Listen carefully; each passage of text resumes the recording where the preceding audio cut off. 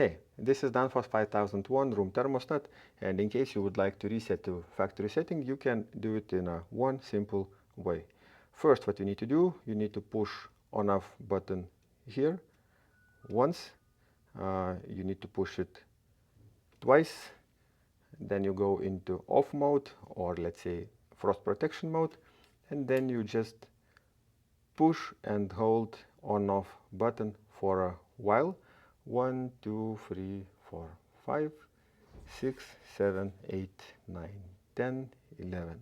Okay, now it restarts. Let's wait for a while. Okay,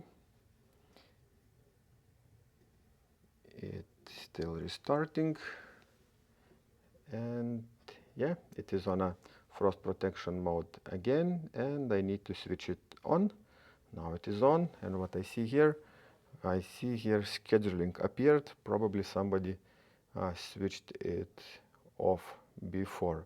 So now is thermostat with settings the same as from factory.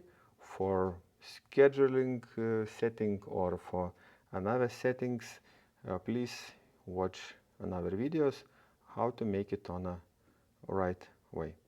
Okay, thanks for watching. See you.